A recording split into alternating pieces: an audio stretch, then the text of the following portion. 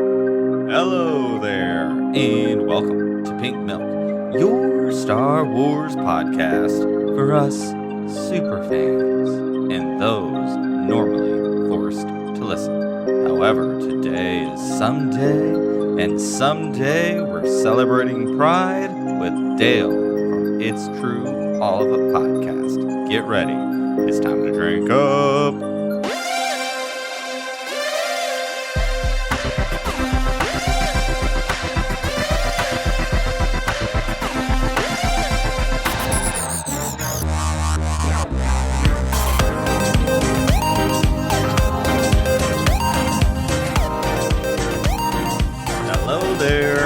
Welcome to Pink Milk. I am your host, Bryan. Normally with me is my better half and your better host, Thomas. However, as I said last week, he is out collecting them checks and getting me some money. So, without him here, I had the opportunity to sit with my good friend, my Twitter bestie, and one of the very first people I met on Twitter, Dale, from It's True All of It podcast, all the way from down under. And we had a really great conversation being gay parents and raising children, and talked a lot about where we came from and the changes that we've seen as we've gotten older as gay men. And there's a lot of lessons to learn from generations that come before. And it was a really, really awesome conversation. I don't get the opportunity to talk to other gay parents too often. So when I do, I love listening to our different ideas on how to raise kids, specifically as gay men. And so we get into a lot of that here. And I hope you enjoy it. If this is the first time you're listening to Pink Milk, welcome. We like to have a lot of fun in Star Wars. We love it very much. We always hope it shows in everything that we do and everything that we believe in. We spend a lot of time talking about Star Wars from our own queer perspectives and apply Star Wars to our lives and the lives of our guests. And we really dig in to the emotional parts of Star Wars and talk about it from those perspectives. So hopefully that's something you're into. If you've listened before, you know that's what we do. With that said, let's get ready and have a fantastic talk with Dale, because I think it's that time. Drink up!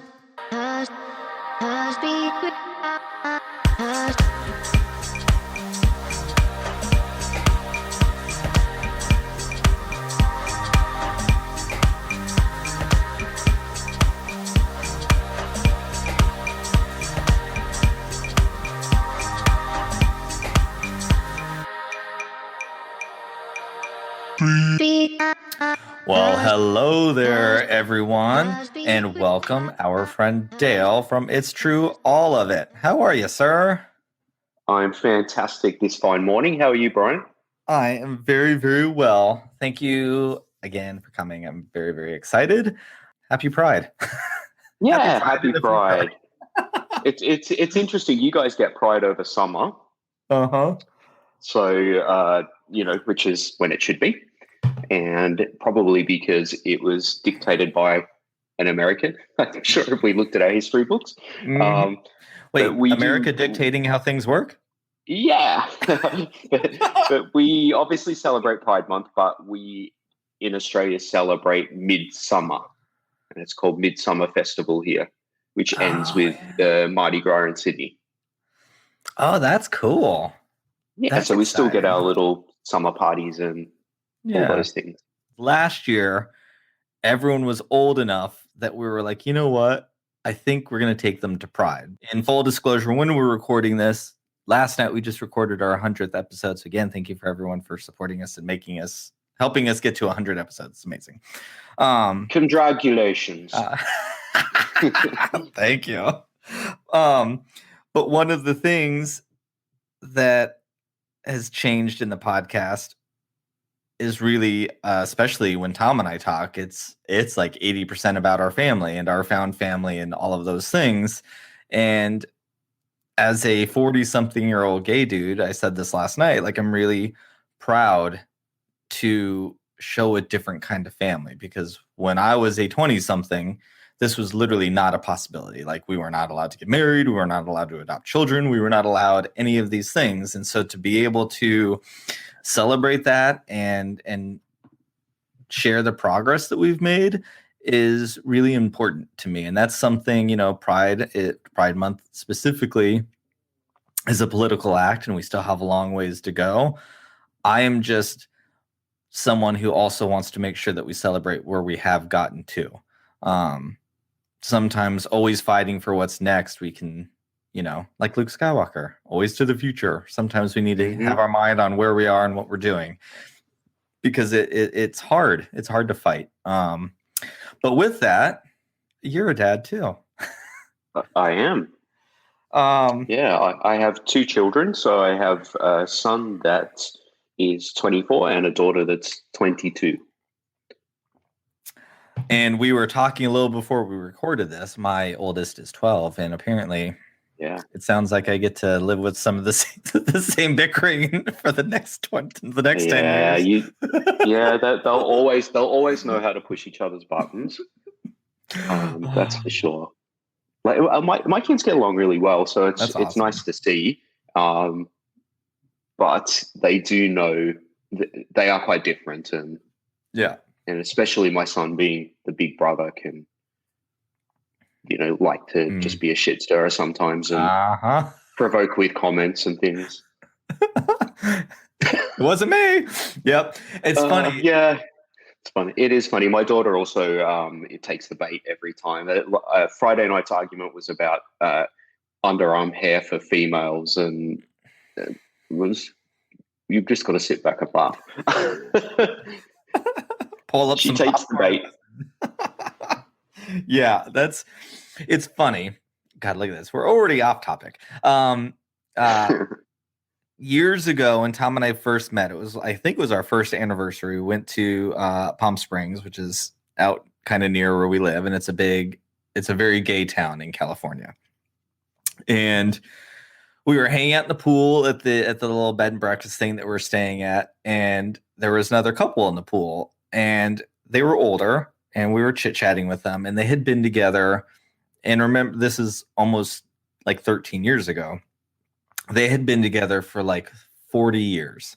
And that is something in our community, like I said, our ages, I don't think we see a lot of that. It was really hard, to have long, successful relationships when the world doesn't think you should be in a relationship to begin with. It's a lot of self-deprecation and all those things, right? That hopefully as time is going by, we will see more long relationships. But Tom and I had asked them what their key was to their successful relationship. And you had said, your kids know how to push each other's buttons, right? And one of the husbands was like, well, after so long together, every single button to push, and you just don't push them. Yes. I was like, oh, it was, to this day, Tom and I live by that. It was like a really, really wonderful lesson, because that's really good advice, isn't it? Yeah, it was. Yeah, because it's true. We all know it's true. All of it. We know every button to push. Exactly. And it's easy to do that. And even with our kids. So Tom and I also have an expression. We're like, would you rather have your relationship? Would you rather be right, or would you rather have your relationship?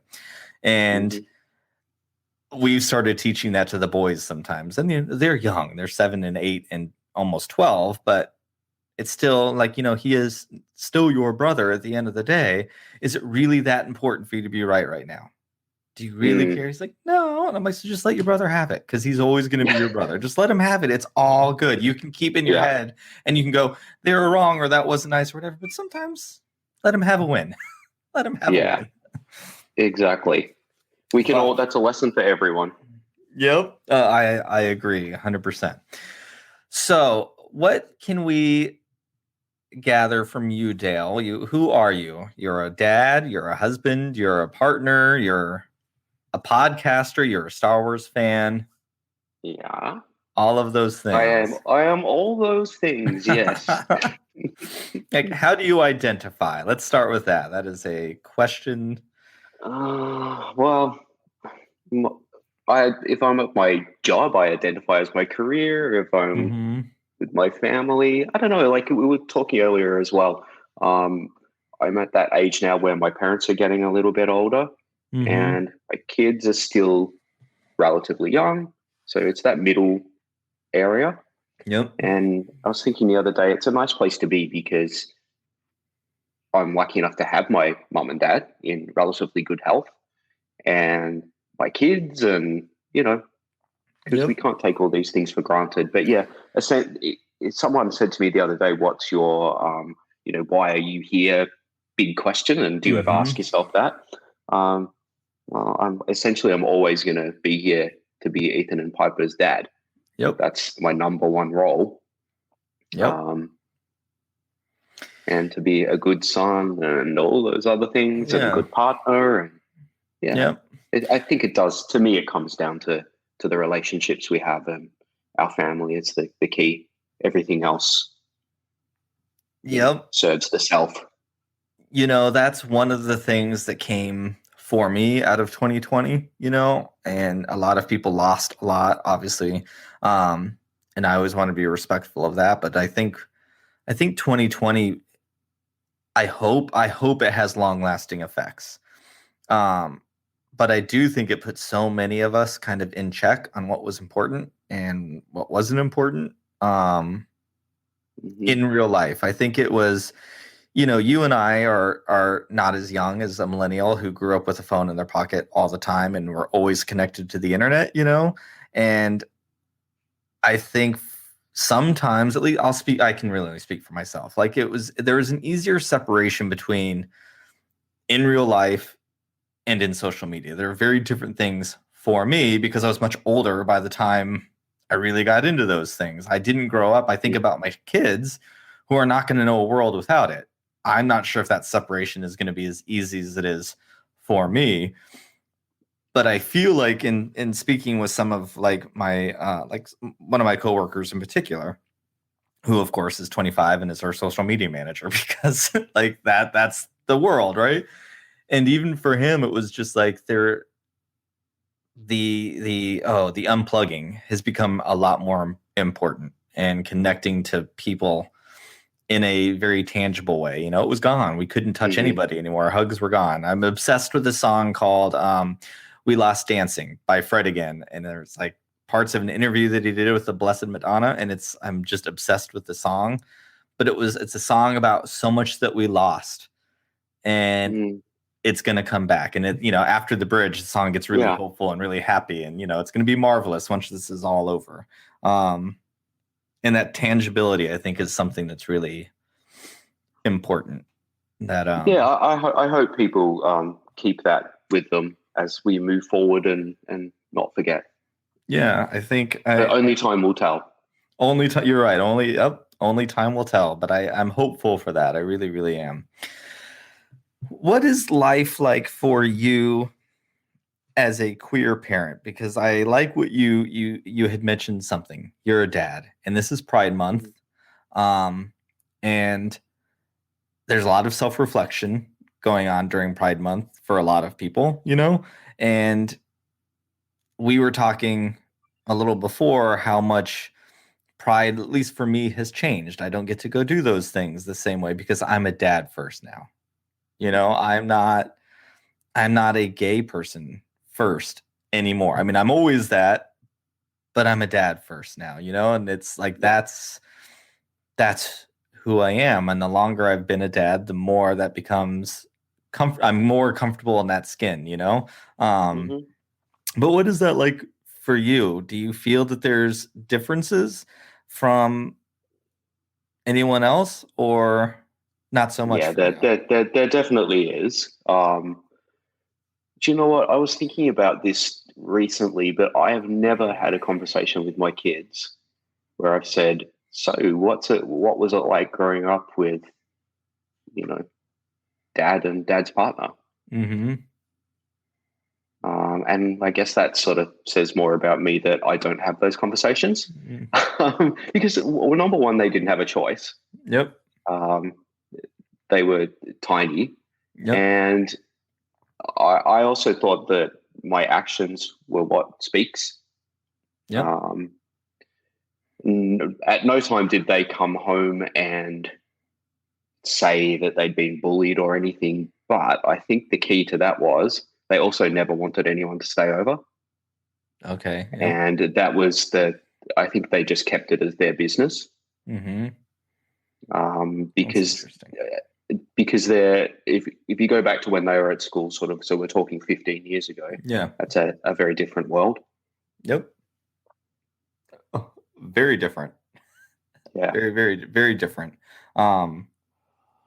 So yeah, we were always there for the kids for football games and school plays and things like that. But we would be more likely to want to avoid conflict or, I don't know, just negativity. So like say for a football game, we would sit in the car. We'd drop my son off, sit in the car at like the goalposts and beep the horn so he knew and you know. God. Like that's because you have a couple of negative experiences and you just don't want to repeat them. Yep. Yeah, we it's been interesting with our situations for sure. Similar, you know, like I always weary. Yes and no. Like I'm a little bit too, like Tom is more so than I am. I'm more of like a punk in your face kind of sort of person. Like you're going to have a problem with it. I'm not going anywhere. Like that's more, I can do it with a wiggle and a smile on my face, but I'm very much like, you're not going to tell me that I can't do something. Like that is in my nature for the good and for the bad too. There's a bad side of that. But when it came to the kids, you know, with Jack, you know, I was a brand new parent and to a 7-year-old, you know, and there was a lot of catching up to do. And absolutely, you know, I took this responsibility on of, you know, they were being adopted. They didn't have an easy life before they came to us. And now they're also going to have 2 dads. And I wish it wasn't a big deal, but it's a big deal. It's a big deal. It's different. You know, my children's are already different enough. And now we're just adding more of all these things. Right. And we did have conversations early on, and I was just, you know, some people are going to say something and you've got to deal with that, because I think somewhere in the process, I was like, no matter how my children grow up and who they choose to be with, they will always and forever be a part of the LGBTQ plus community, just by proxy to us. They will always be there. They have effects, like you said, you know, by not wanting kids to come over and stay. They have to deal with it. They have to deal with it too. I guess I'm thinking now, listening to what you're saying, that probably our family's way of dealing with it was by minimizing. Yeah. You know, definitely not flying the flag or putting the rainbow sticker on the back of the car, and just quietly trying to get through and hope there's no conflict. Yeah. And it's true. Like you have to, you know, I got called a faggot once in front of my son by someone, and it was really tough.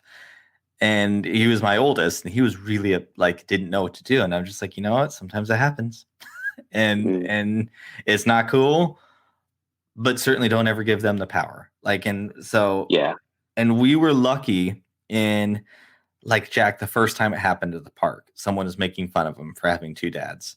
And we had taught him very young. Well, actually I have 3. And so that's what he said. And it just shuts it down. Right then. And that's been my experience. I'm lucky. If you just own everything and they have no power over you, then a bully will usually stop, you know? But things have changed. But Jack was also kind of avoided it too. He didn't.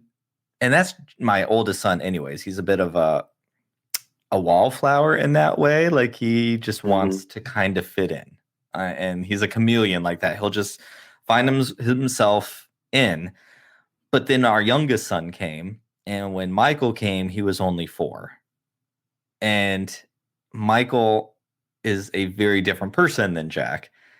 And maybe some of it was his age too. You know, there's benefit there. He was still a toddler, which I did not know when my son moved in with me, that 4-year-olds were toddlers. And it was a very big wake up call to what that life was like. but it never phased him and still doesn't to this day. And so I think where Jack used to try to only almost speak to one of us in certain situations, right? Which Tom and I were always very respectful of. That is like, you'll figure out how you need to figure it out, right? But Michael, on the other hand, oh, those are my two dads. And he's just telling everybody in the world, and he loves having two daddies. And when someone asks whose mom is, I don't have a mom. That was always his answers. He's like, I have two dads.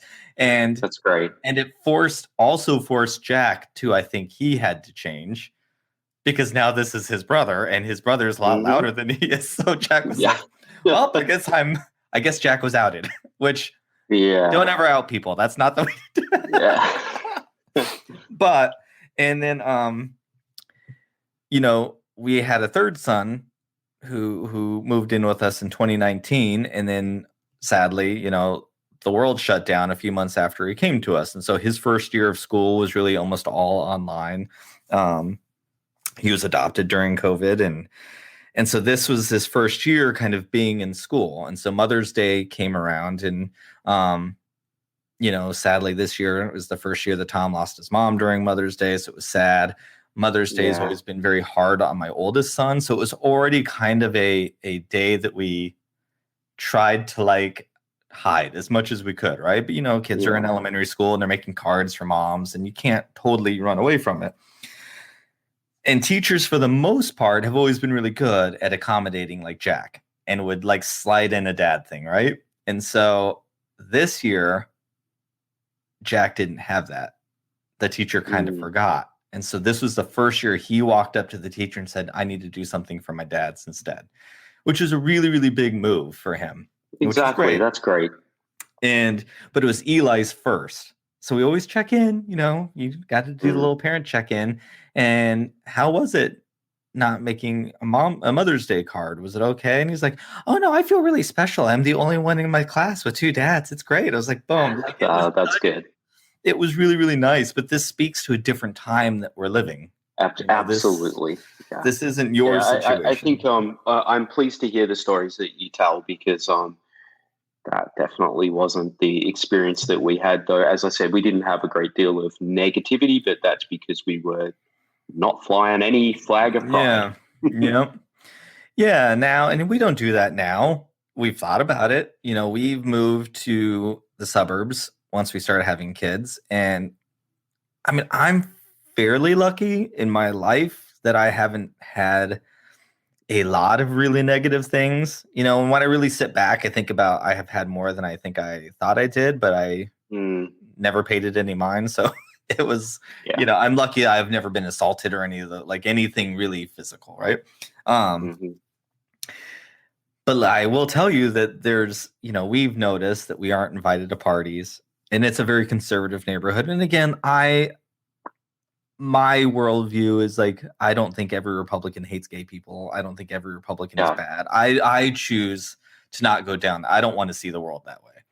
So I'm not ever knocking somebody else for those things, but that's just not my deal. You know, when you say and not invited to parties, what my first thought is? Oh, phew.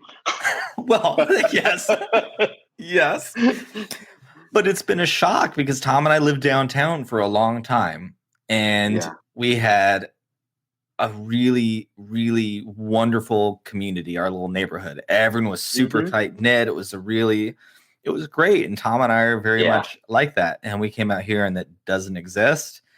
And you can't help but notice, like, but other people do, but just not us. And like every time, if I meet, I've said this before, hopefully it doesn't come out wrong. So if you're listening, please take it with the spirit in which it's intended. But like some of the moms out there at the park with kids, more so, especially when Michael was little and I was always out there with him. I think you get the token gay. And I always call it the checklist. They've got like the people that they need to be friends with, so they can go to church and say, but I have gay friends. And then, their little checkbox. Yeah. And they would think I was going to be their little like Bravo gay who like, let's talk about the housewives together. And like, I would get invited to go shopping all of the time, which, you know what? There are a lot of gay dudes out there who are really into that. And that's great and wonderful. But I'm like, Shoot me now. I'm not going to be any help to you. I don't know anything about these things. No. And it didn't used to bother me. And then it did start to kind of bother me. I'm like, that's just because someone's looking at you in a limited way. Exactly. I'm like, and then once they realize you don't want that, they want nothing to do with you. Yeah. But you're also, well, what good are you? Exactly. And like the dads, it's like, I can't go and talk about football with you. And like, I don't know, I can't go check out ladies and drink chicken and eat chicken wings with you. Like, so it's just like, it's this interesting place that I have found myself in this last few years that like, I would not say it's active homophobia, but there's clearly something underneath the surface too.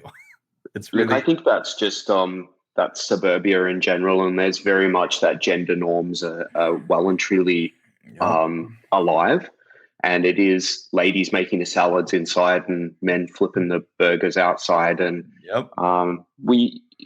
it's as we evolve, we will realize that there is male and female apart from the obvious physicality. A lot of it is gender norms. And as we realize that we have male and female within all of us, we will move away from this. Yeah, let's, I think very slowly, but I think about like our kids. Our kids are the ones who are going to start to really, they're the ones who are going to start escalating those kinds of ideals because they're being raised in a very different world than like where people our age and other parents our age came from. Like exactly as queer people, we're forced to figure it out, like, because we're out and we can, a lot of us chose, hopefully less now, but chose to not come out or not do things. And, like, and some do, and some went out there and, and put it all out there, but had to fight those battles earlier. And hopefully as the younger generation see things with social media and stuff we've talked about, maybe some of those things will just be more accepted because it's kind of always been there. And unfortunately, I wish it didn't work that way, but that's the way reality works. If sometimes it just has to always be there before,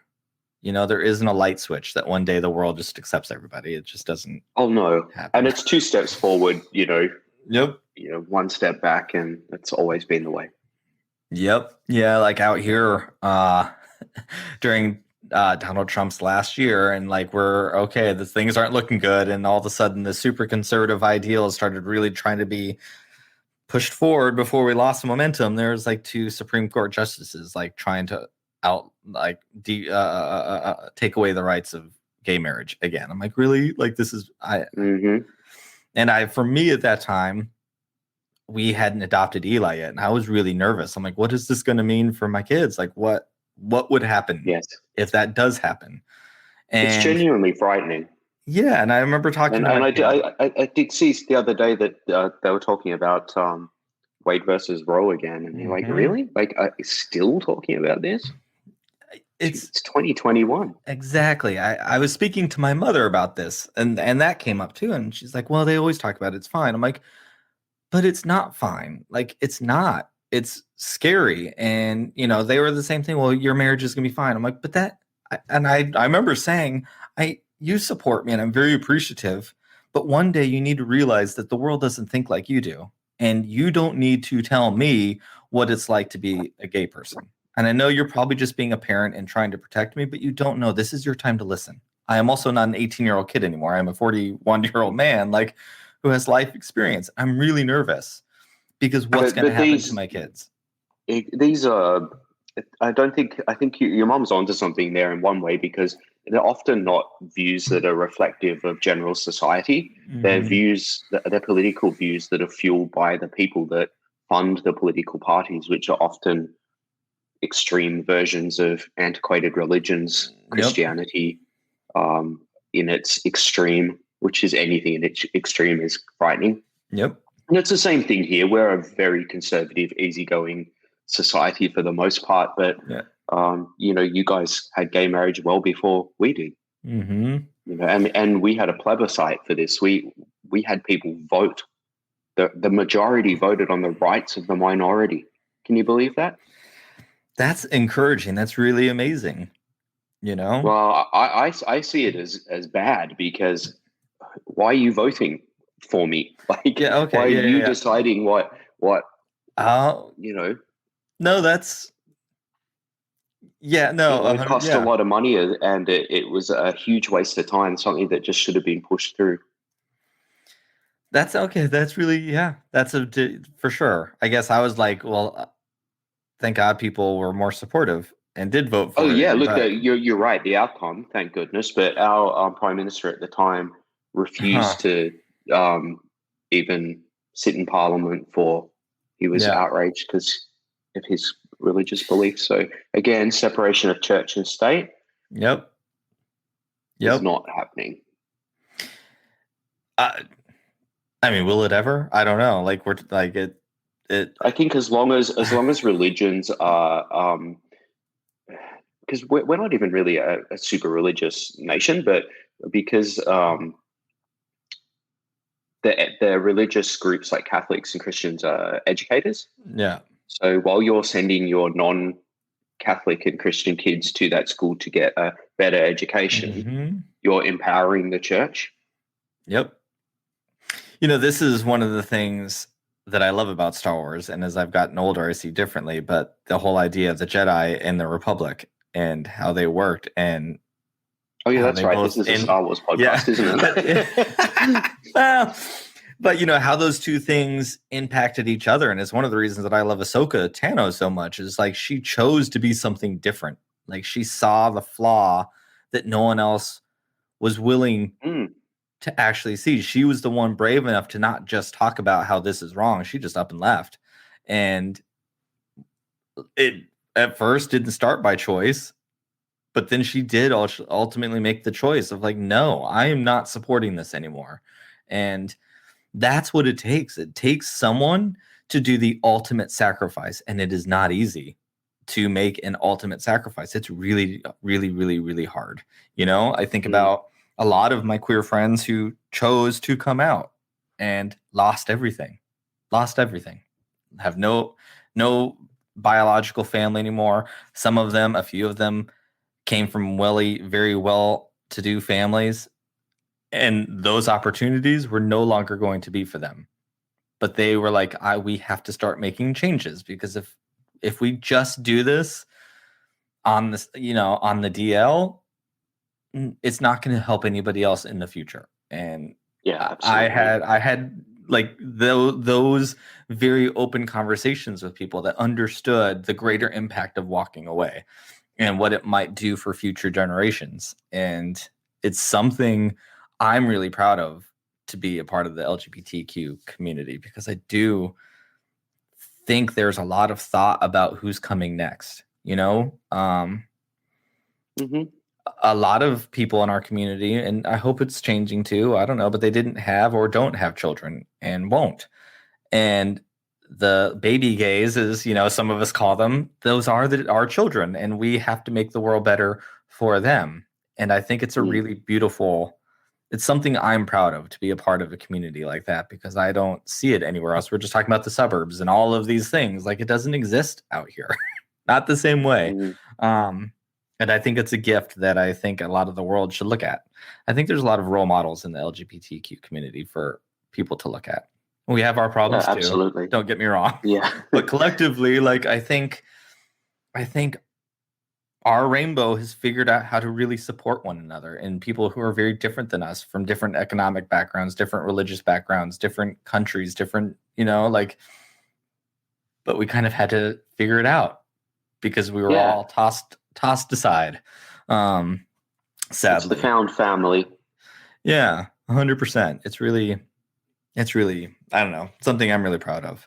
Um, I mean, are you connected to the LGBTQ community at all in your area? Not really. Look, I think in one way, I used to have a belief that um, my sexual identification Mm-hmm. was a very low on the list of attributes, personal attributes. So you kind of go, well, why am I pushed into this ghetto of, Yep. categorizing myself number one as that? Yeah. And I think mostly because I don't walk around with any sort of sense of feeling of that. And now whether that's just because I came out very late in life, like I was already 32 before I came out, I don't know. Yeah.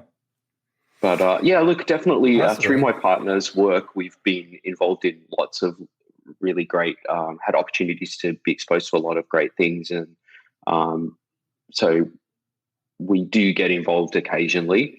And because he's a director, it's afforded me exposure to things that my wife it wouldn't have come up in my life. So be that working on Aboriginal, Indigenous content plays and things, and getting to hear stories and really learn. Yeah. But a couple of years ago, he did this gala, and it was the Coming Back Out Ball. So it was for people of previous generations that never had a moment to celebrate who they were or come out. And it was funded by, it was government funded, so that was pretty cool. And local council, and they did this wonderful ball and had these really fantastic performers, and it was just heartwarming to see everyone, in their 60s, 70s, some even older, getting up, dancing, and and they're our elders, and to hear some of their stories were really touching. Yep. Really touching. People that have been together a long time, people that, like one couple that said they'd never danced in public before. They'd never danced. So that, that alone was a really rewarding and positive LGBTI experience. There are Absolutely lessons. There are amazing. lessons there that we have to pay attention to. It's interesting. Don't forget where we come from. Yeah, it's an important story. What was your coming out experience like? Do you know what, Brian? I don't think I have come out.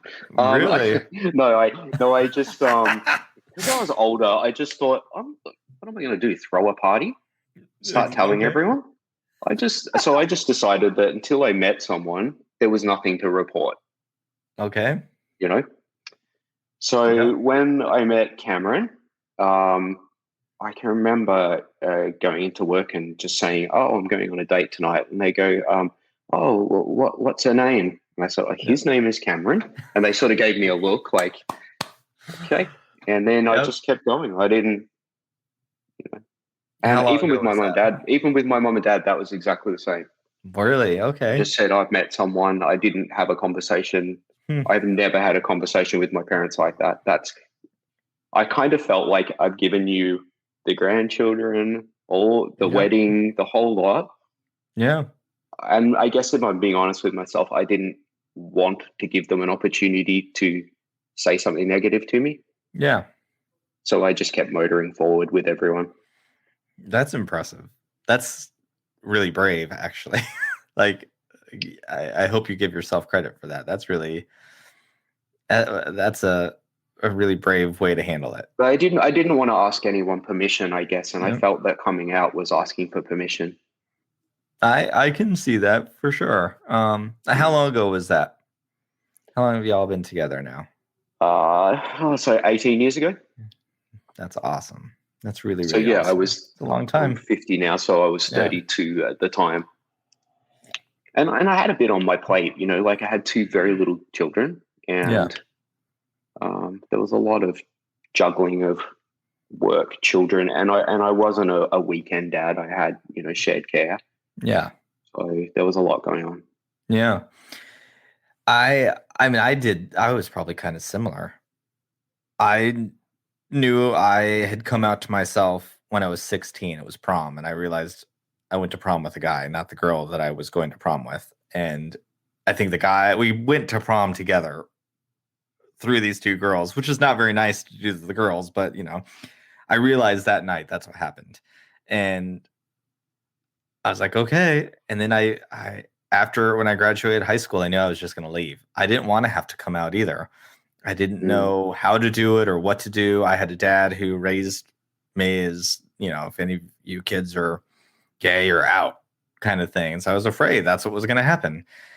And like I said, I'm someone who's not going to, I don't back down. So I was like, okay, well, if that's going to happen, I'm just going to leave. And so my last year of school, I had started saving money, and I didn't tell my parents what I was doing. And 2 weeks after I graduated high school, I moved. And so you ran away. I did. I moved to a whole nother state. I was just out and I bounced. And Wow. and I mean, it was probably ludicrous. I didn't know what I was doing, but you're 18 and you figure it out. But when I got to where I went, I was just gay. Like I didn't, and I feel like it was the right thing for me to do, because I did it. I eventually came back because my parents and I were not doing very well with it. And I didn't want that. And so I came back to try to build a better relationship. And I'm glad I did, because we,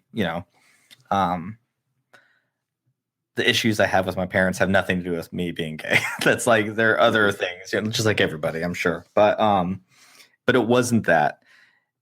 But I think I credit the just going and being gay to a bunch of people who couldn't tell me otherwise, that by the time, that I was away for a little over a year. And when you're 18, that's a really long time. And so by the time I was back, the friends I lost, I just didn't care anymore. And I lost a lot of people, but I just didn't care anymore. I was like, that's on you. That's on you. That's not on me. That's nothing to do with me. And good riddance. And yeah, that's very brave though, Bryan. Yeah.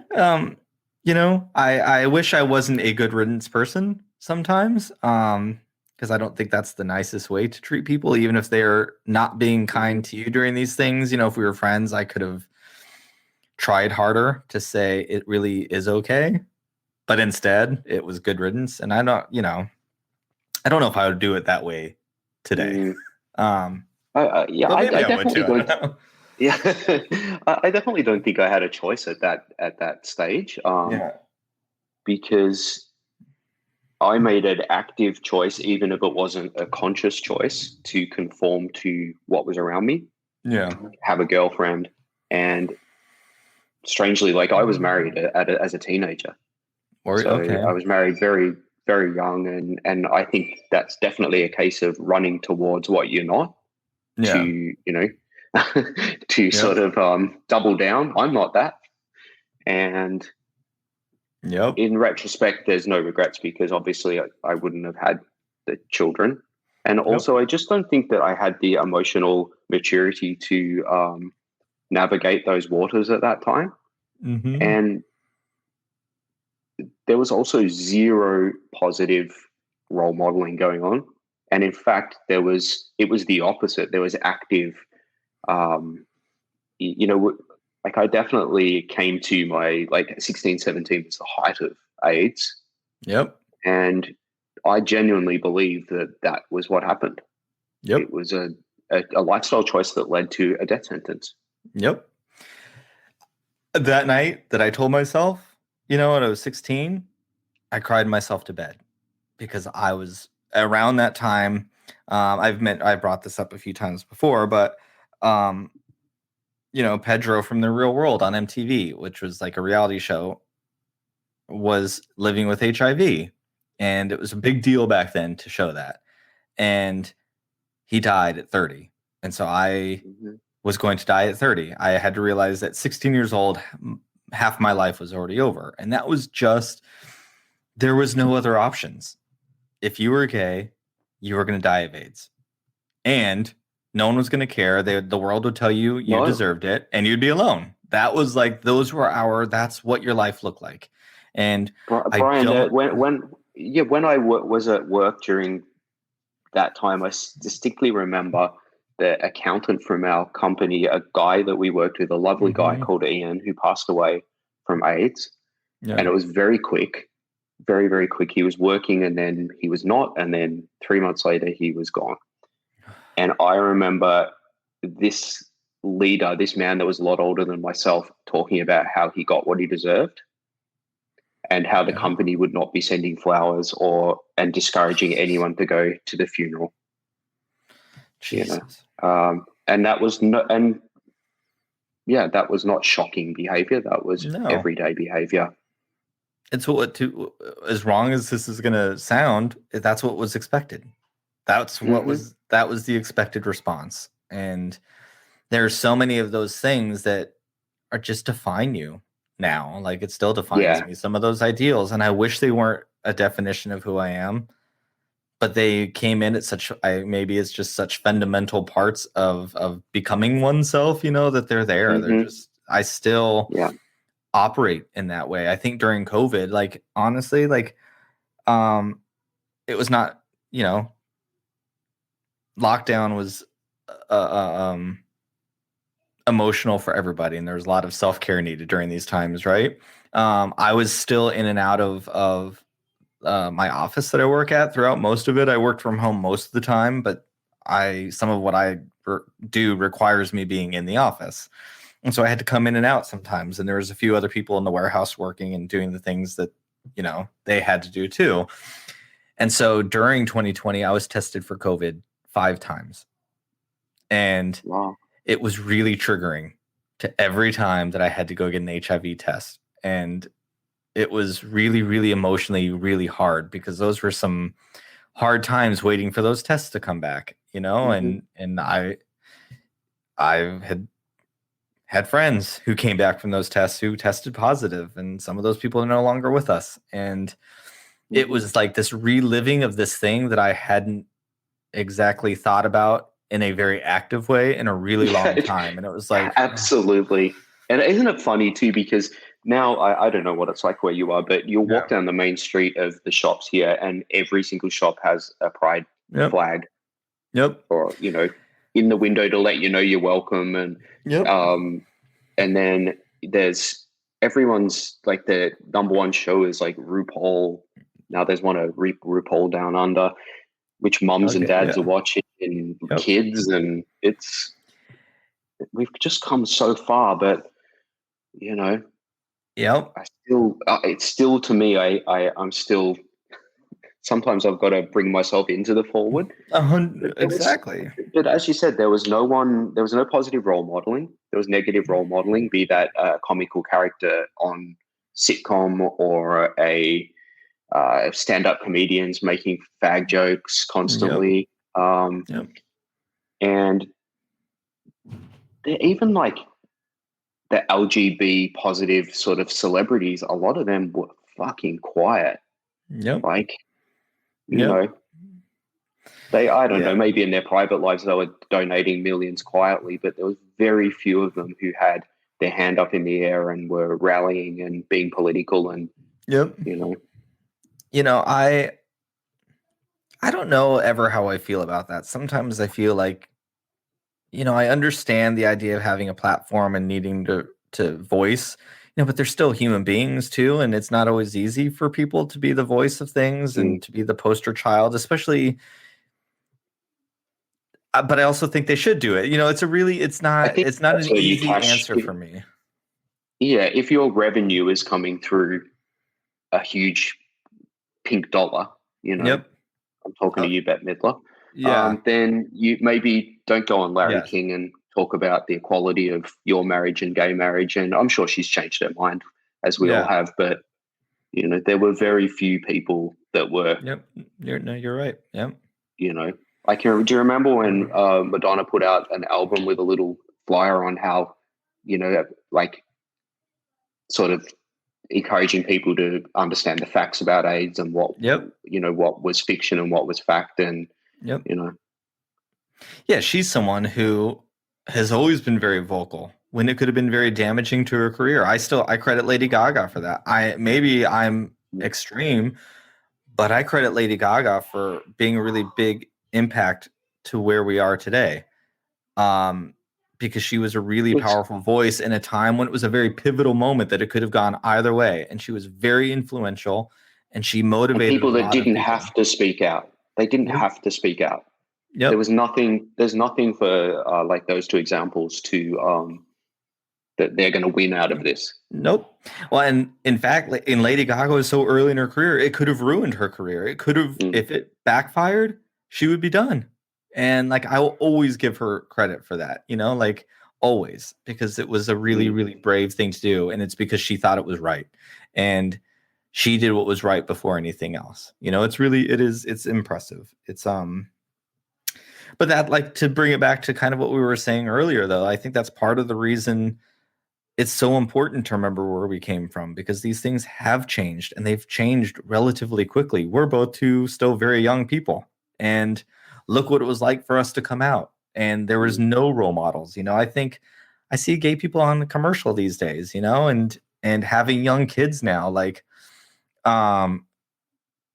I remember we were watching a show and there was a girl who came out. She was like a high school girl. And Eli's, what does coming out mean? And we're like, she's a lesbian. She's like, what's that? And I'm like, she's gay. She's like, oh, I thought gay people was two dads. And I'm like, there was like, I didn't know two girls could love each other. Then there's Michael. Of course, two girls can love each other. Two boys can love each other. Anyone can love each other. It's totally fine. That's not a big deal.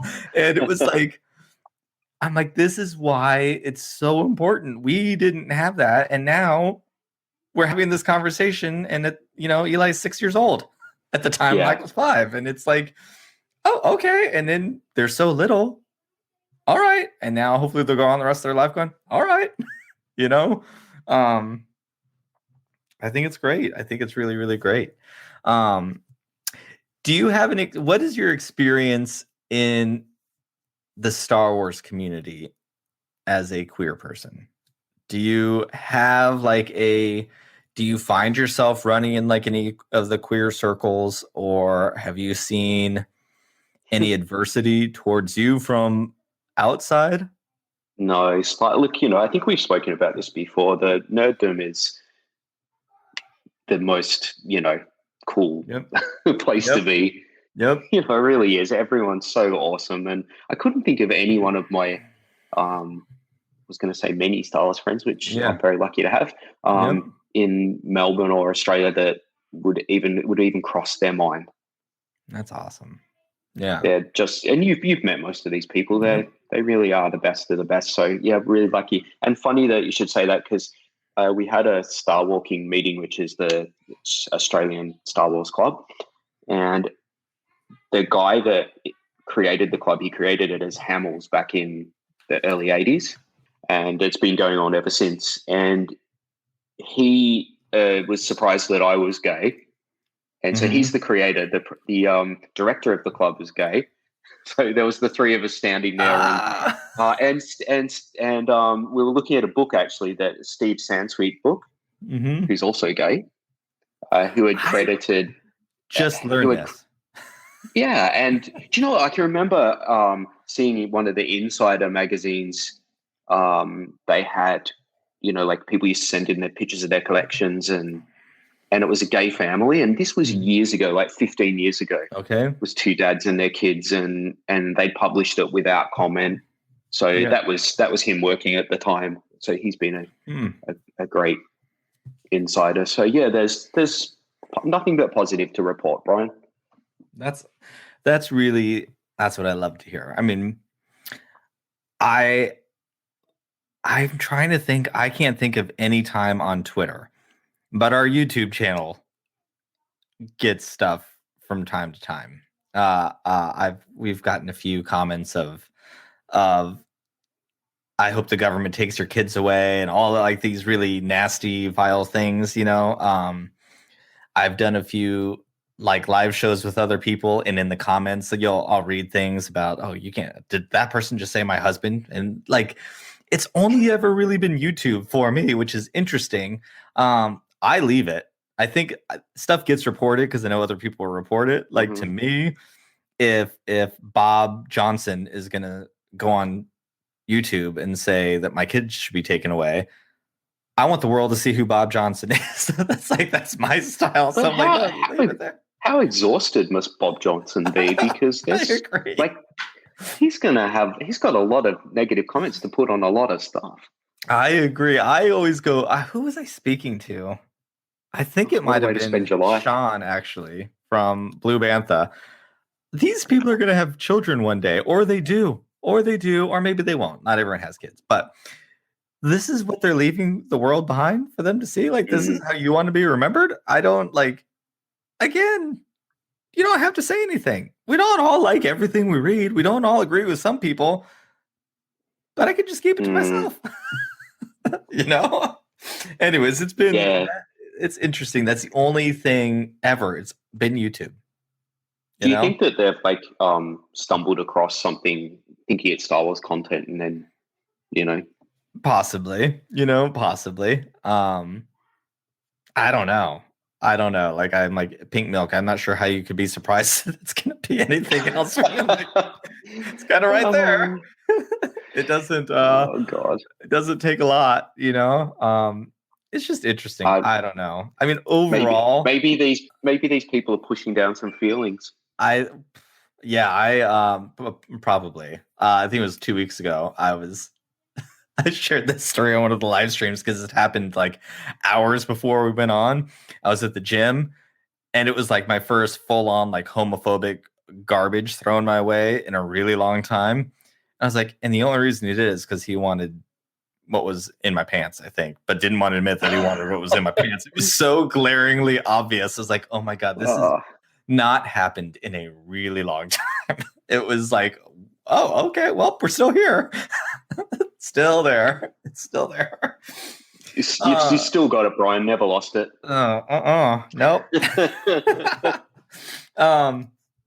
It's funny. Yeah. So to get to Star Wars, at least for a little bit of this conversation, you're a big fan of the sequel trilogy. I love it. Right? I love that you love it, especially as like OT guys growing up on the OT. Mm-hmm. It is so rare to hear original trilogy generation to be so vocally supportive of the sequel trilogy. And it's like, it's super, super encouraging, and it makes me very, very happy. What is it that makes you love it so much? Because Rey's your favorite character, right? Rey's my favorite character. Yeah.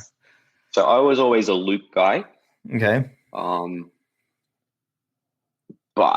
then sort of the Skywalker twins. The aspects of Star Wars that I like are not the military side of things. I'm not into action movies. I don't like shit getting blown up, Die Hard. It's just testosterone. There's too much of it in the world. I don't like war shit.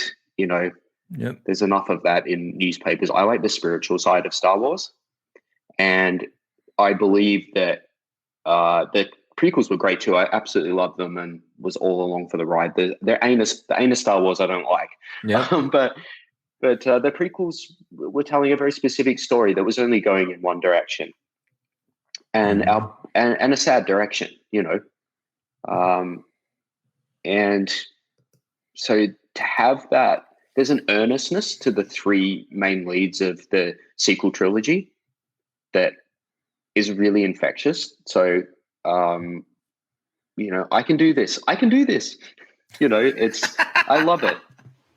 Yep. I have my feelings about The Rise of Skywalker. I want to love it. You're on a roller coaster ride with that one. I really am. Like, I love so much about it, and I don't like so much about it. But I want to like it. I want to get there. So I love talking to people about that do love it, so I can try to hop on that train, because I certainly don't. I am not someone who wants to not like a Star Wars. That is not my jam. I want to love it all. So I'm always wanting to hear a new way to look at The Rise of Skywalker. At the end of the day, it will always give me that ending. It will always give me Rey Skywalker, and that means so much to me, which I have talked at length about on this podcast, and I will forever always love it for that, because I think until Din Djarin met Cobb Vanth and they're like space daddies, I had never felt more in Star Wars than that moment of Rey Skywalker. Like, it means me a lot. Too. It's a very powerful moment. I think there's some wobbly aspects to Rise of Skywalker, absolutely, but there's a lot of wobbly aspects to Return of the Jedi. Mm-hmm. There's some really sort of like twee moments, that are like that we've gotten wise to what the audience like, and we're delivering it a little bit in a a way that that wasn't done in A New Hope and Empire Strikes Back. And same with this, they were really ticking a bucket list for people and trying to create a fan's experience. It's very much a theme park of a film.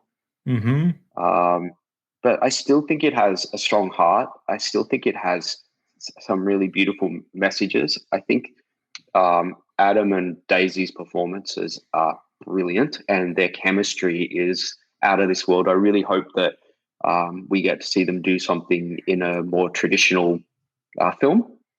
Oh yeah, outside of the genre would be great. Just a simple drama. Yep. Yeah, cool. and then there's lots of fun aspects, like the emperor, the cackling emperor is hilarious, and the Emperor is always great. I don't care when, how, somehow he returned, but I'm here for it. Exactly. I'm here for it.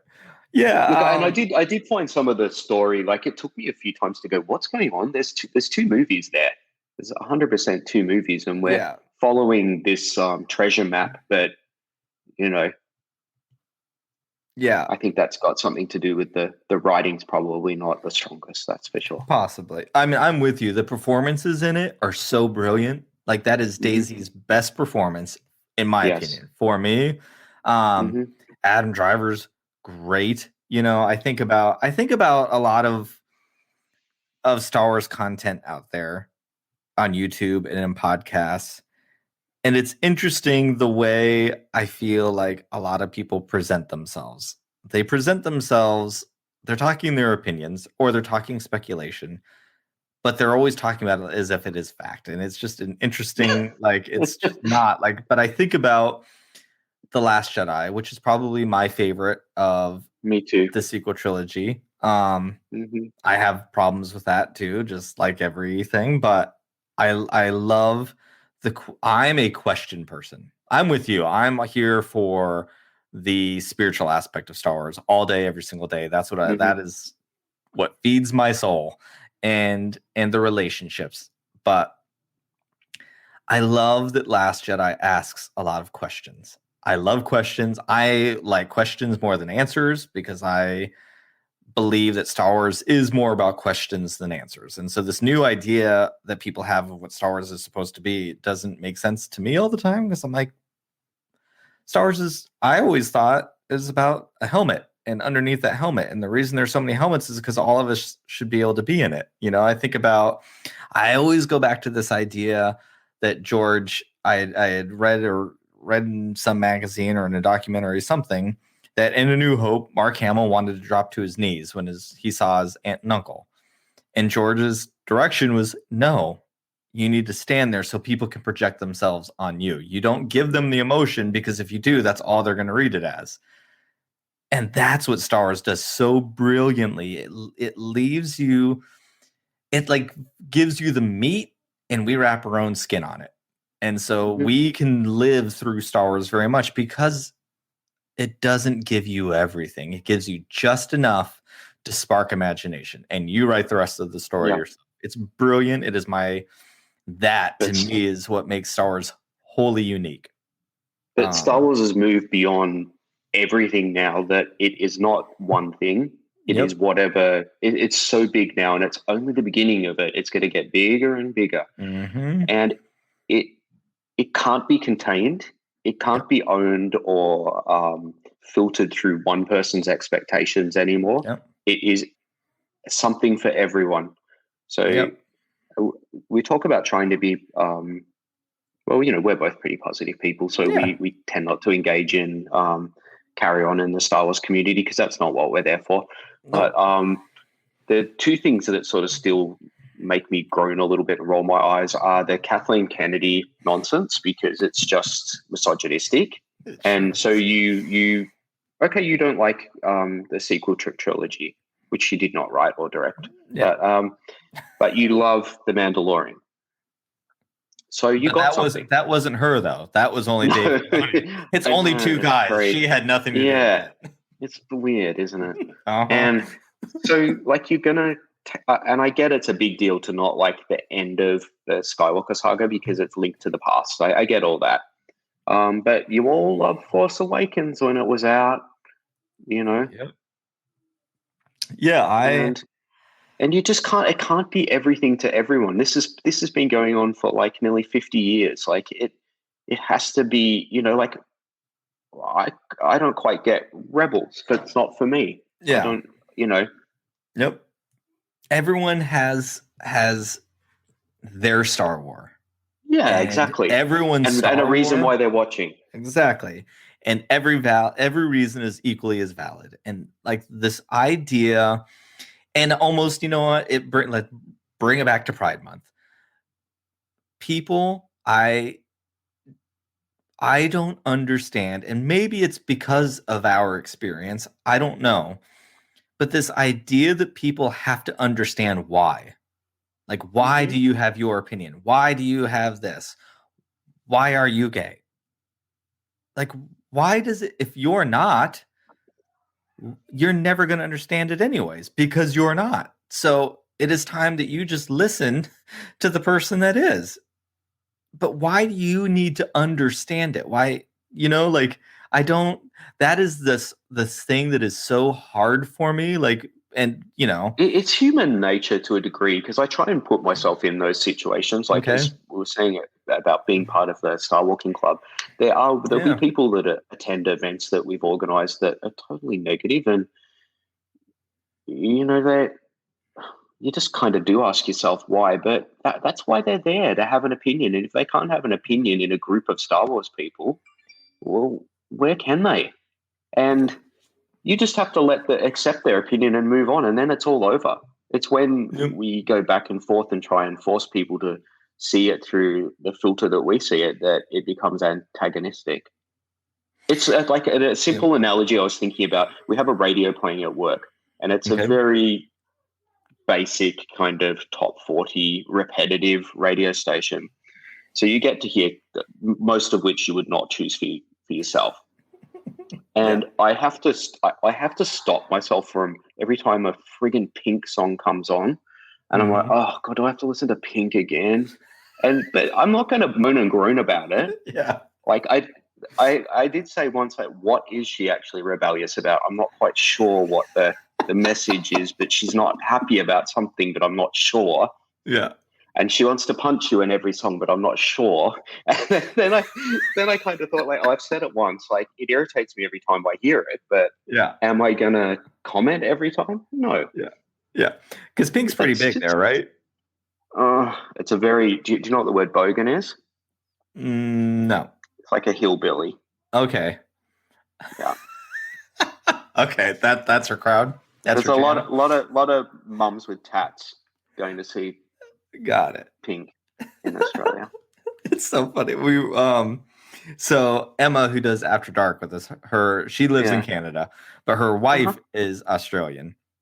Oh yeah. And so like Emma lived in Australia for a while. We were literally just talking about Pink. I can't remember if it was like when we were recording or if it was when we were hanging out afterwards. I think it was when we were hanging out afterwards. She's like, Pink is so big in Australia. Like I can't, when I lived there. Yeah, it's like a niche market. It's weird, isn't it? She's like, she will do these shows that are just there because like they will sell out. Yeah. I'm like, oh, this is crazy. This is crazy. Yeah, I think she'll. It's look, don't get me wrong. She's a very talented girl. She's kind of cool in one way, but there's a rebellious streak in her. I've lost the message. It's been the same message for like 20 years. That's why. Like, okay. But yeah, look, we all have things that irritate us. There's always things that irritate us, and we just don't get that other people like. But bit of human respect, come on. And Kathleen Kennedy, really? This is like the producer of legendary films. Yep. You don't work at her level. As Steven Spielberg credits her with a lot of his success. That's big talk. Yep. We're lucky to have it. I mean, thank God. I love George. George is my hero for these people shitting on her. Oh yeah, drove George out to sell the business. Exactly. Because exactly. For the prequels, which they hated and now like. Yeah. Yeah. I always say that to myself. The sequel trilogy, for me, it'll have its time. Yeah, we're all Star Wars nerds, so we always have to rank everything, right? That's what we do. It doesn't matter, but we do it anyways. Like for me, they almost always rank towards the bottom. But I'm always honest with myself. I'm like, well, I'm also comparing these things that I literally, so the original trilogy, I don't know a time without them. So they have always been there. The Mhm. prequel trilogy is now 20 plus years old. So it is 50% of my life I've had with the prequels. And the sequel trilogy is like 5 years old. So like I am not Yeah. comparing apples. Like I can't I Do you know what? understand. There's emotional attachments around things Yes. as well. So when you see the original trilogy, you're a child. So some of these archetypes and Yep. tropes are new to us. And whenever you see that trope or archetype for the first time, no matter what the content is, that's your gold standard, and Yep. that media or book, film, whatever, is brilliant. Yep. So that's why there will be people that blew their mind when they saw sequel trilogy, prequel trilogy, because they Yep. were at the perfect age for the message to be delivered. Yep. I mean, I love it. Like my Michael, my youngest, I bring him up all the time, is a super fan. Like legit loves Star Wars, and he only ever talks about Rey, Kylo Ren, and Captain Phasma. That's who he Mm. talks about, and Din Djarin now and Grogu. Like he's also corrects the children on the playground. It's Grogu. I'm like, oh, that's my son. I love you. Ah, Oh, my right. influence is working. I'm to the point now where I struggle to watch the original trilogy. And it's Mm, not because I don't like it. It's just it's no longer even a film to me. I've seen it so many times yep. growing up, and it was my babysitter when I was a kid. So it Yep. was quite literally on several times a day. So I don't see it as a film. It's not something I can sit back and enjoy as much. It's just watching details on the screen at this stage. Yep.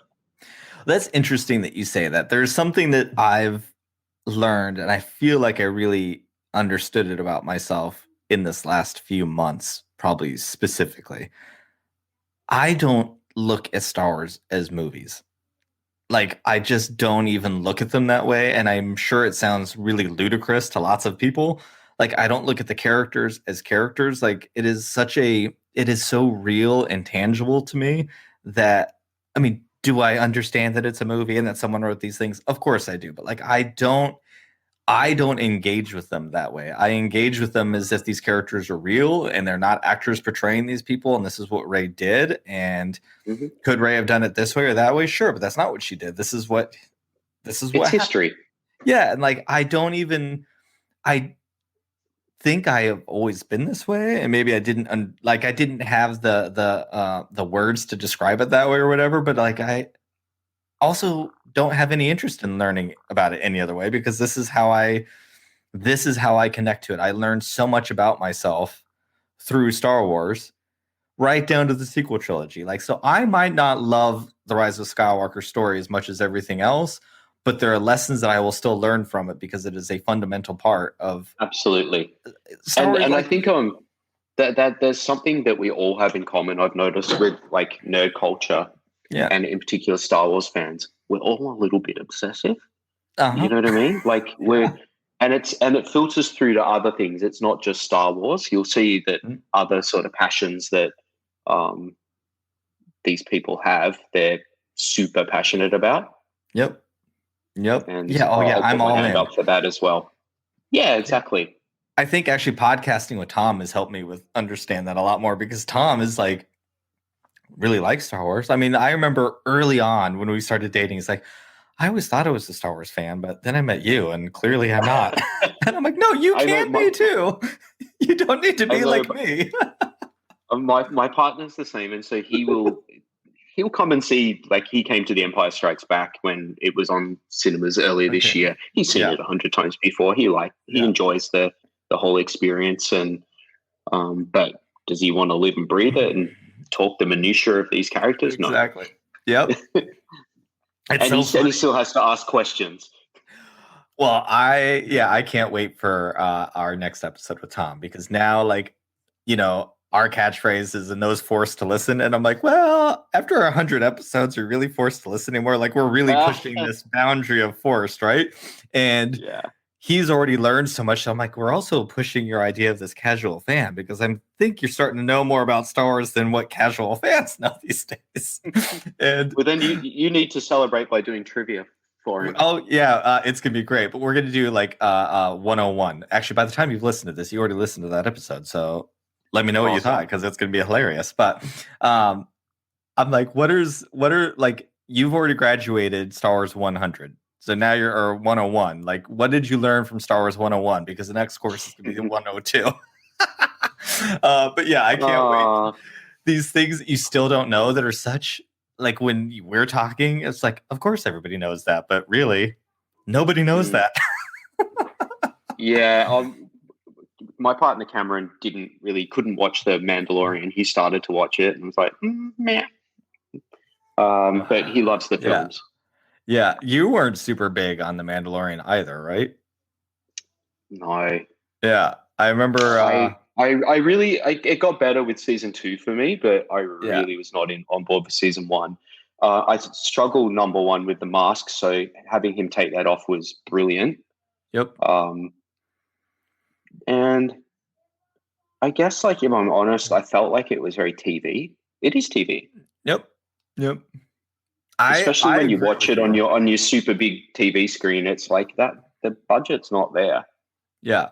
I'm with you. It's definitely TV. Yeah. Like, I mean, I love it. Like, when I first saw season 1, I was like, oh yeah, this is good. But I kind of left it there. And then I started to rewatch it like later and was like, oh my God, like I'm really into this. And it's mostly, and I think it's very much because of the time that it came out, but Din Djarin learning how to be a dad and raising this foster child like spoke to me. Yeah. And I have an inability to see Din Djarin as anything other than queer. Like, it is impossible for me to see it as like he is a queer character. Mm-hmm. It will be impossible for me to see it any other way. And I think, especially once season 2 started to roll around, I was like, okay, when we first started the show, it was hard for me to understand how to share Star Wars. It was always my thing. I never really had any Star Wars friends. I've always been a massive super fan, but it was me. Like, I was by myself. I lived in my head. And starting to share it and then having kids and sharing with my children was like this weird thing, because like Michael loves it, and he now gets up at 4:30 in the morning with me to watch Bad Batch every Friday because I have to watch it before I go to work. Is that what time it comes on? Well, yeah, I mean, it comes on at midnight, but I can get up earlier than I could staying up later. Like, that's and Michael gets up, and sometimes I'm a horrible dad because I'm like, just please be quiet. Like, I love that you're all excited and you're 7, so of course you ask questions, but Daddy's like, I take this way too seriously, so I need you to be quiet. This is serious. Do you want to be grounded? Exactly. So yeah, that's interesting you say that about enjoying something more because there's people to share it with. That back to your question about the sequel trilogy. I was the same as you. I grew up sort of isolated without any particular Star Wars fans and as friends, but I kind of met everyone in Melbourne around the time of The Last Jedi, so that will always have an extra special component, because now there'll never be a Star Wars experience that I experience alone. Yeah, that's really beautiful. Actually, that probably plays into The Mandalorian too. Like, we'd started for The Rise of Skywalker, but we were brand new. I didn't know anybody yet. I met you pretty quick. Like, we've been friends from almost the start, which is amazing. So yeah, exactly.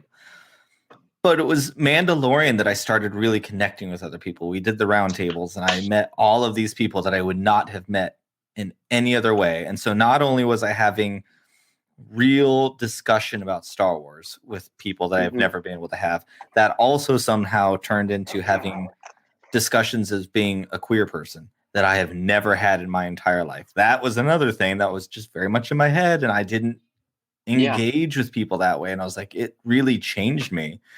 And now that's what the podcast has kind of happened. It's this really, and maybe that's part of my reason too for The Mandalorian, because I think it was that show that brought that out, It was a good time. Yeah. And I love that show. When we first talked, we talked about Lucasfilm, Disney's lack of LGBTI representation. So here we are again, another Pride Month. And still none. I think back to that time when we were on your show to talk about this, a year ago, basically. And I think back to how much I've learned as a person since then, too, because I think, I don't know, this is probably stems back to what we were talking about towards the beginning during some of this, of not having representation when we were younger, that I didn't even feel the need to look for it. And that's not okay. But I just didn't even expect to see it. So it was never much of an issue. And it was something that was brought up. You know, we talked about it. I talked about it with Blue Bantha. And I think my conversation with them was when things started to really change, because here's two straight cisgender dudes talking to me about these things. And I was like, oh,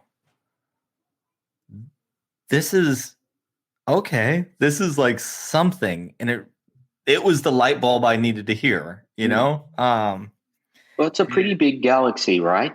Yeah. And it's full of a lot of differences, but it's not this one.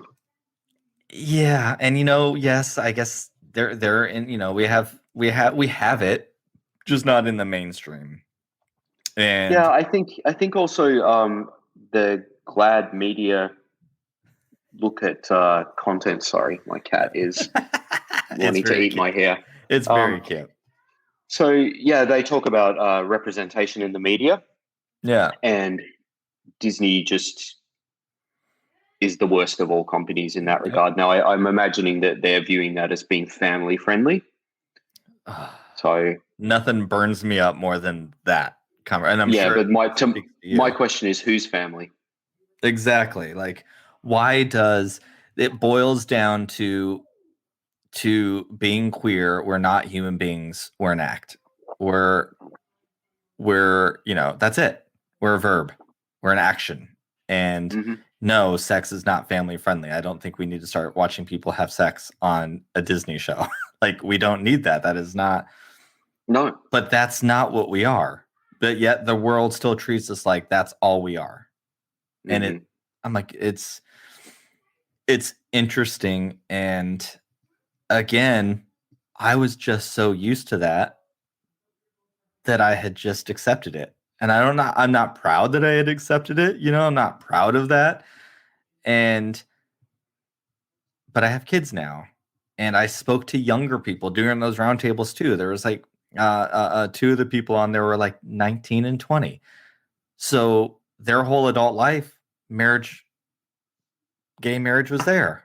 Like, you know, they were too young, you know, 14, 15, but we all know 14, 15-year-olds are not paying attention to the world around them. So like, it was just there in this erasure. They had no idea about an AIDS crisis. They had no idea. I was like, oh God, that's like, frightening. Yeah, it was. If we don't know where we come from, history has a tendency to repeat itself. Yep. Science fiction's really great at that too. And I know like Star Wars isn't that type of science fiction, the social commentary. Like some will say that George used Vietnam War or World War II and things to show examples. And there's a little bit of that there, but it's not it's not heavy-handed like something, not heavy-handed. It's not strong like The Handmaid's Tale or 1984 or Brave New World. But they're cautionary tales, those elements of science fiction to show us what happens if we're not paying attention. And, you know, like I think of like V for Vendetta is another great example of that. You know, brilliant. Just what happens when what can be taken away, and it's happened in history. Society's progressed and regressed many times. Yep. But we tend to just live in our generation, unfortunately, and not pay enough attention to the cycles of, you know. I agree. I mean, it's interesting. That's one of the things that I loved about the sequel trilogy. Like, I loved that commentary on itself. Like, I find it brilliant and I find it really smart. And I feel like in a lot of ways, the sequel trilogy is probably the smartest of all of them because of that. Like, there was this really interesting thing of understanding that we're repeating this thing that can never be repeated again, and living under the pressure of what came before and going, I can never live up to that, but how do I kind of live up to that? I need to it's like it was the children, Ben and Rey specifically, of who came before, were living under the weight of what came before at the same time as the movie was living under the weight of what came before at the same time as the new viewers and the old viewers were like, it was like, just the fact that they leaned into that was so brilliant to me. And I think that will age very well with the sequel trilogy. Yeah, and even in particular, Rian Johnson's "This is not going to go the way you expected it." Mm-hmm. He's very clever. Yep, and it was. I love that. Like, I love.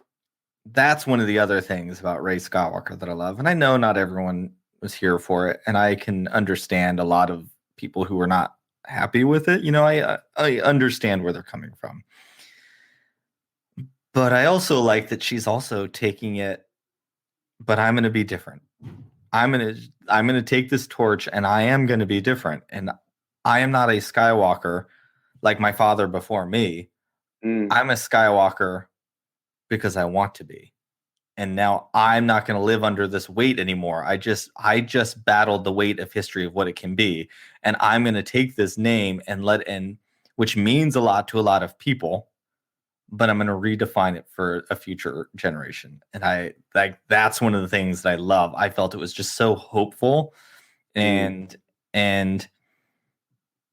Skywalker is synonymous with Star Wars. We learned in The Last Jedi that Skywalker is synonymous in the galaxy of freedom and hope. And like, she restored that to a galaxy of people that were worried they were going to lose it again. Like, it was so brilliant. Like, I don't know. I love it. Like, we're on a really great thing to ask this. One of my last questions for you. What advice would you give to Star Wars fans? You and I have been around since the OT. We've seen this all.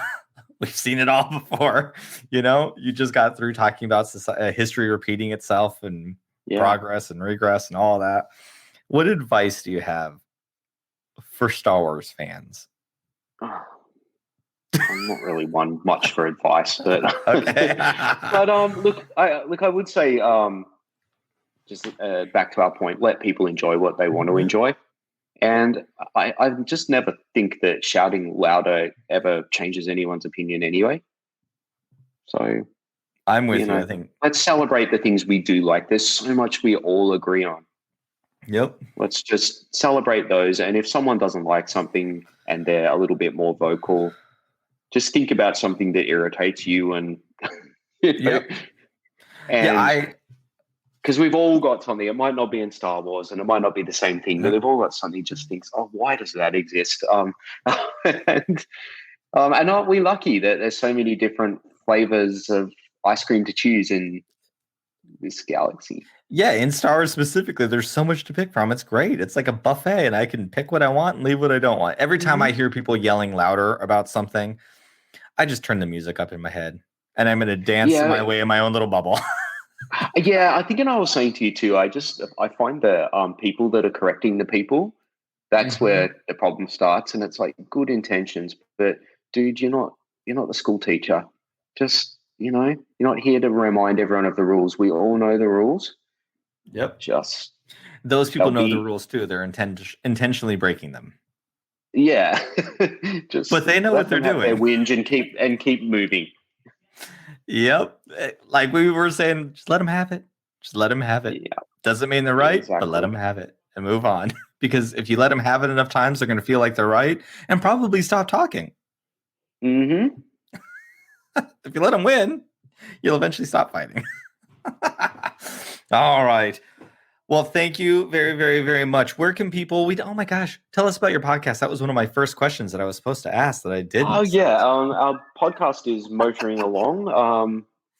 It is called "It's True, All of It," and we are a monthly-ish podcast. We come out when we feel like coming out, and we have a lot of guests, a lot of chat. We're a quick podcast, never sort of longer than 30 minutes. So it's a drive to work or put us in your playlist and listen while you're going for a walk, and we'll try and keep you company. As of the recording of this, your last one, I was just on my drive to work, was taken to a bunch of different planets, and it was a great old time. It was a great old time. Yeah, that was so fun to do. Yeah, it was awesome. All right, Dale, where can people find you? Where can they find me? Yeah. In the links to this, no doubt. Yep. You'll be down you can there. find me on. I'm mostly on Twitter. I don't really use the other socials, but I'll come along and say hello. I love it, and you're a great person to talk to, so everyone should. Thank you, Brian. You're welcome. Thanks for having me. You got it. And until next time. All right. We'll see you soon. Drink up. Drink up. Thank you so much, Dale. I had a really nice time talking to you. I think you are just a stand-up person, and I always enjoy our conversations. So thank you for spending some of your time with me. I hope all of you listening are enjoying your Pride Month thus far and celebrating everything that we've accomplished over these years. And honestly, as Dale said, we can even celebrate that a lot of us, and I recognize not everyone can, but a lot of us can dance together. And we don't need to be ashamed or hide that part of ourselves any longer for fear of being fired or fear of being put into somewhere we don't want to be. There's a lot that we've accomplished, and this is our time to celebrate those things. So again, thank you, Dale, for sitting with me and doing those things. If this is your first time listening, I hope you enjoyed it. Thank you for your time. And everyone, please make sure to go down and subscribe to our podcast. Head on over to YouTube and subscribe there, where we are growing, and we have a lot of fun on our Friday nights in our steam room, and we get thirsty, we get serious, we get all of the things that we always do here on Pink Milk, but we just do it live in front of you, and we talk to everyone in the steam room, and it's great. Also, I am going to ask everyone, even if you don't listen on Apple Podcasts, if you can please go to Apple Podcasts. Our reviews are getting better, and we're getting more of them, but we're also getting what I know are a bunch of homophobic trolls giving us some 1-star reviews, which I don't like to see.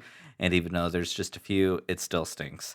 But if you can, go in there and leave us a review. If you leave us something written, it's even better, and it really helps us grow there. Also, I love to read kind words because it makes my heart happy. So if you can do that, that would be fantastic. And until next time, don't forget to follow us.